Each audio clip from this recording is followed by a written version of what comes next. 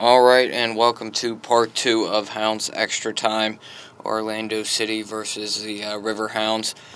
Game ended in a 1-1 draw with the River Hounds taking 1 point off of their first road match. Great result against the defending USL Pro champions and also the MLS expansion team next year. Don Garber's little boy toy boys down there in Orlando, the Disney fuckers. We got them. We tied them 1-1. Could have came home with all 3 points, but in the end, I think we were fortunate to come away with a 1-1 draw. We had Greg Bloom make some key saves. That'll take us back to the 61st minute where we left off at part 1. I'm going to figure out how to extend this podcast soon. Working with different formats, but yeah, that's why it's coming in 12-minute pieces here, because I'm a fucking idiot so far, but we'll work on that. But we left off part 1 in the 61st minute of the second half. Greg Bloom came in, made some very, very decent saves from the 70th minute on, the last 20 minutes of the game. He had a couple substitutions here. I don't have them off the top of my head, but I know Dahlman came off. Can't remember who else came off, but we had a couple substitutions, and that was about it for the rest of the game. Orlando had some key chances, and Bloom came up with some saves. Honestly, I had to cut out the last about 10 minutes of the game and come down here, drive downtown, but the game ended 1-1. And the Hounds picked up a point on their first away trip of the season. Alright, I want to move away from the game. Actually, no, let's stay with the game for one more segment. I want to talk about the man of the match here. How about some bumper music? Yeah! Trying to squeeze in part 2 here in the commercial breaks of the sports call. But that's neither here nor there. But the last topic of the match I want to get to is the man of the match. I saw on Twitter a lot of people saying their man of the match was Bloom for making those key saves in the second half, the end of the second half, to keep it a 1-1 scoreline and to give the River Hounds a point and a result in their first match of the 2014 season.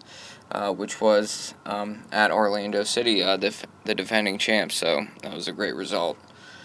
Alright, I want to get into the subject of the fans, the Terraces, I don't want to call them Terraces down at Disney, but the stands that the Iron Lion firm was in, and I'm trying to remember the name of their other supporters group. The Ruckus. Yeah, the Ruckus from the Iron Lion firm.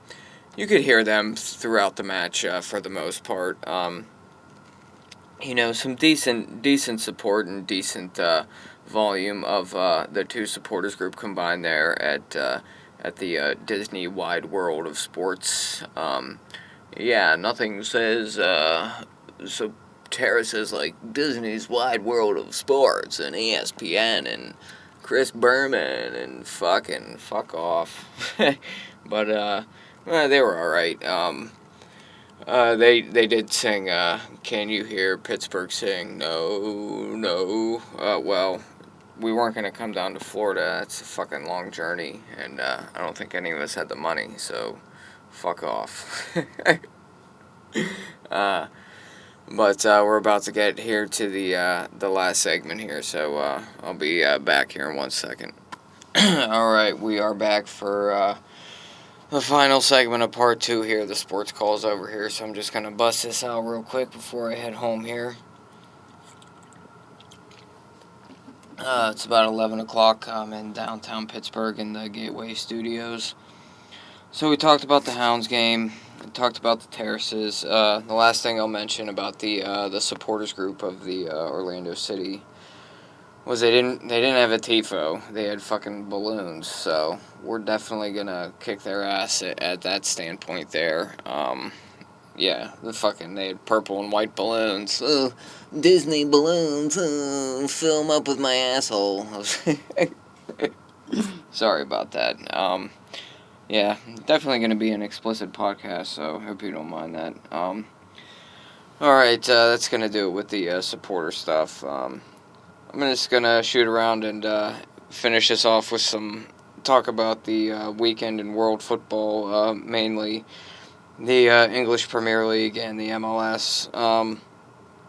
Crazy day in the English Premier League at the top and the bottom of the table.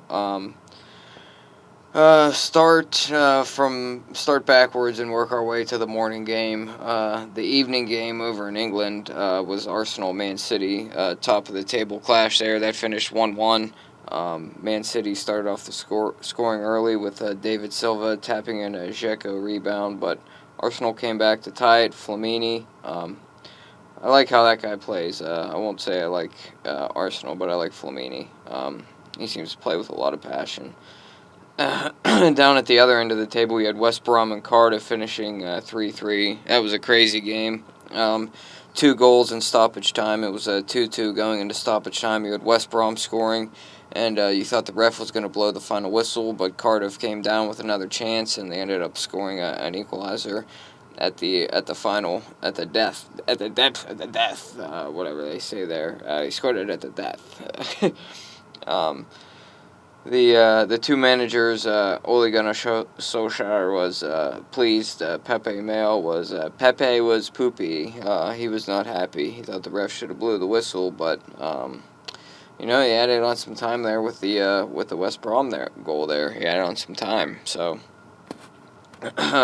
Swansea beat Norwich in another relegation battle. Swansea, despite winning the League Cup last year and being in Europe, they've had a lot of results go against them, and they're down at the bottom. They're fighting against relegation, but they got an easy win against Norwich, who they got to get some points soon because they got a pretty bad run in. Stoke beat Hull 1-0. Southampton beat Newcastle in the battle of the mid-table. Man United beat Aston Villa 4-1. And in the shocker of the day, the absolute shocker of the day, Crystal Palace beat Chelsea 1-0. Yeah, that was the shocker of the day. They actually could have won 2-0, 3-0. Chelsea, I watched this game. Chelsea didn't really have too many chances.